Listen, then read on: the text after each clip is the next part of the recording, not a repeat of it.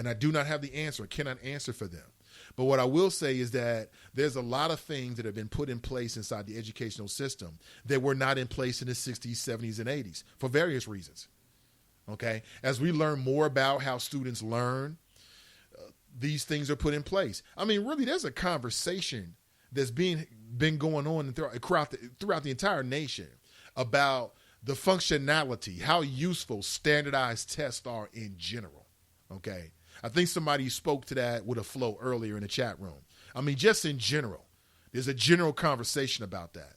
So, it really comes down to your experience and your opinion about it. It really does. Jared writes, is there any evidence of people being attacked in bathrooms? ? None that I've come across. Because had it happened within the last year or so, the media would have put it out there. Okay, so I haven't seen it. Rhonda writes, the way society is today, I will worry about my daughter being in the bathroom with other women more so than when a transgender because he don't want that sex. He wants the same sex as his. Believe me, mothers are afraid to have their sons in the bathroom with other men. That's why I take advantage of the family room. Yeah, just because someone is transgender. Right. Well, here's the thing. I hear this about, there was a big conversation about homosexuals being Boy Scout leaders, and I never really understood it. Because being homosexual is not the same as being a pedophile. If you're a grown homosexual male, then you're looking for a grown homosexual male. You're into grown-ups. You're into adults. Just because you're a homosexual does not mean you're into children. No.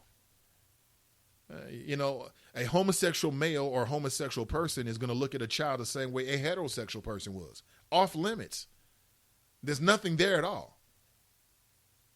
A pedophile is a grown person who is into abusing underage children. Okay?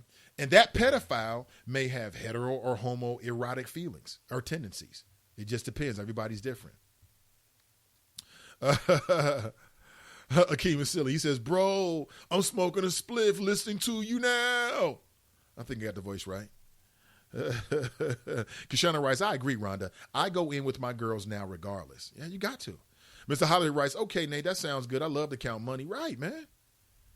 Kush writes, habit forming but not addictive. Well, I would challenge that, Kush. I know all people that like to smoke the marijuana, they want to act like it's not addictive, but it is a foreign substance. It's not food. It's not water. It's not something that your body needs. And yet there are people out there that cannot get through the day without smoking. There are people out there that cannot function without having it in their system. Okay? And I think there's a very, very fine line between habit and addiction. Okay? They're in the same family. The connection is stronger than cousins. I mean, where does the line between habit end and addiction begin? I mean, a habit is something you do through routine, right? An addiction is something that you feel like you have to have. What's the difference? Okay. Kush writes, wake and bake. Akeem writes, the Chronic album turned me out in 92, dude. Carolyn writes, dude that just got out of jail and was down there on probation violations. #mess. Yeah. Yeah. He was probably in jail, fiending. Couldn't wait to get out and hit a blunt. And as soon as he did, he couldn't even wait to go to court to deal with it. Probably because he was having some anxiety just to feel right. Man, I got to hit this so I can go down here and talk to these people. I'm telling you, I heard it all. I've heard it all. I've seen it all. Kelly writes, in college, I was able to substitute a traditional math course for a philosophy course. I learned that math is about numbers and their logical relation. Math has a larger impact on life because each day, one way or another, we are solving for X in many areas of our lives, trying to find logical steps to resolve problems. Okay. Kush writes, a brother can fail in math in school, then use the fractions to measure drugs with exact precision. Shaking my head. Good point. It's all about motivation. It's all about motivation. You're right about that, Kush. It's all about motivation. When that money is the motivation, and the difference between a quarter and this and that makes a big difference in your pockets, you're damn right they get it right then. Demi, good morning to you. She writes, Zimmerman is the Gilligan of the year. Absolutely. Just sit right back. Keena writes, Gilligan of the world, Craig. Funny. Jerry writes, if somebody was smelling like alcohol, they would probably get in trouble in court too. Perhaps. It depends on the judge. You know, some of these judges can be very sensitive. You're not going to disrespect my courtroom. You will respect my authority. I have authority. Guess what? I have authority in this mall. Right, I have authority in this court. And they do. Don't test it because they do. All right. Demi writes, it's not fair the young lady can't graduate, especially when she showed continuous effort to prepare for the OGT. Okay, so Demi, would it be fair to all the people that came before her that did not graduate to just let her graduate? It would not. It would not be fair. And does anybody have some suggestions on how we can retool the system? Should we just do away with the OGT period? Just do away with it? Okay, I'm down with that. I'm down with that. Listen, I never had an OGT. I never took an OGT. I turned out fine. Maybe the OGT isn't really useful. Maybe considering the deplorable state of some of our public schools in which too many of our black brothers and sisters attend, the OGT is nothing more than a snare. It's just a way to hold people up. Maybe that's what it is on some levels. Okay? It's not a real assessment of your intelligence. If this young girl got a 3.75 GPA, it's not a real assessment of her ability. So why even have it? Okay, I'm down with that. I'm down with that. Aranda writes, do anyone know how much George Zimmerman got for the gun yesterday? I do not know. Let me double check and see if I can find right now. See Zimmerman auction.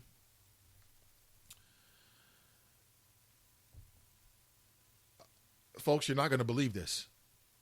You're not going to believe this. And I can't believe my eyes. But if what the USA Today is reporting correctly, as a matter of fact, let me take a couple steps here. Copy.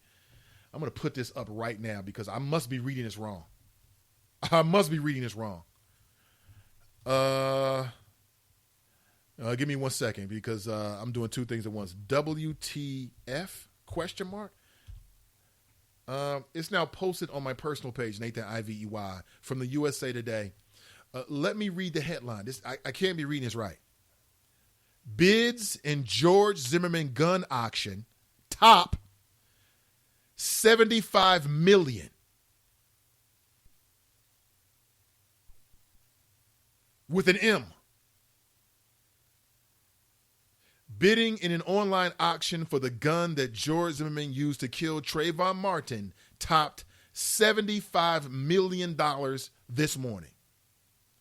Though it is unclear if the bids are serious. The United Gun Group website began hosting the auction after another website, gunbroker.com, halted bidding. $75 million? The bidding began at $5,000 and reached more than $75 million by 5:45 a.m. Eastern Standard Time this morning. The top bidder used the screen name Racist McShootface. That account was later deleted. So it sounds to me like some people are having some fun with it. 75 mil? Jared writes, life is not fair. Rhonda writes, Bruce didn't go all the way. He kept his beans and frank. Oh, okay. Okay, so he was like non-committal, huh? Passive aggressive. He comes across like that. He comes across like that. Demi writes, put in place under the Bush administration. Okay. Demi writes, I agree with Rhonda. I bet Bruce kept his penis.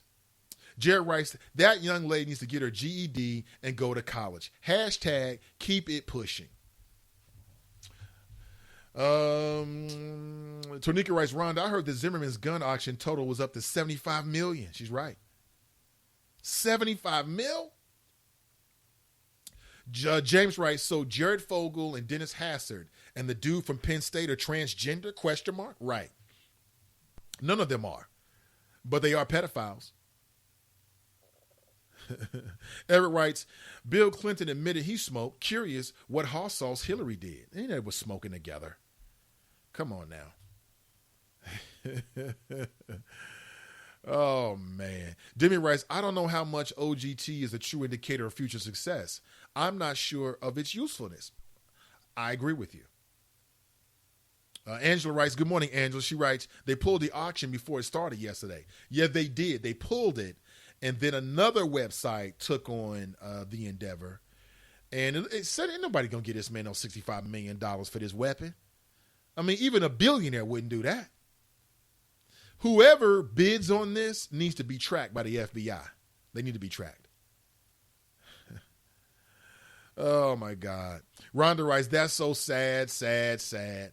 Freen writes, and good morning, Freen. That just tells you about the America we live in. America KKK we live in. Ms. D writes, I think this is the last class that has to take the OGT. I believe legislation is changing to Common Core testing. Oh, goody. Just what we always wanted, Common Core testing. Way to go. Makes us all feel better, right?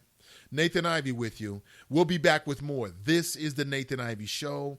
You can find me at www.nathanivey.com. A podcast will be made available right after the show ends. Don't go anywhere. Of course my kid's in the right car seat. Well, I think he is. Yeah, my kid's in a booster seat. He was ready to move up. He is ready, right? Her car seat looks like the right size. There are probably rules on when to move up to a booster seat, aren't there? Rear facing, forward facing. I think I have it right. Car crashes are a leading killer of children 1 to 13. Are your children in the right car seat for their age and size? Don't think you know. Know you know. Go to safercar.gov/the right seat. I know my child's in the right car seat, or else I wouldn't get in the driver's seat. Brought to you by the National Highway Traffic Safety Administration and the Ad Council.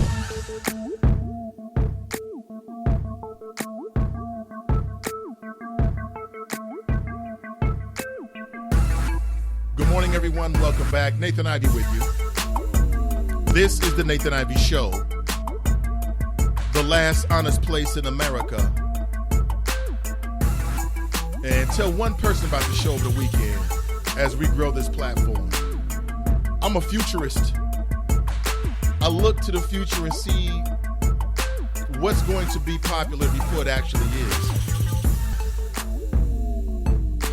And the internet is the wave of the future. And I'm just so happy where the project is at this point and the rate of the growth of the show as well. I really appreciate you. Hashtag Team NI. It's all because of you. And I guarantee there will be others from the city that will follow in my footsteps. I've got no problem with it. They may or may not give me credit. That's okay. But I have never been afraid to step out on my own accord and try something, even when there was no one in front of me doing it. And much more to follow. This is just the beginning. Cincinnati needs more media outlets. We need diversity of opinion, diversity, competition in the media realm. And I have no problem with it. I've heard about other efforts that folks are putting together. And I feel kind of proud that I could be that first from Cincinnati to plant my flag and say, you know what? We're going to challenge the system. And again, as I said, this is just the beginning. Much more to follow. Also, check back next week. There's a really interesting, matter of fact, let me go straight to it now and give you some insight as to what's going to be happening. Next Saturday, give me a second here.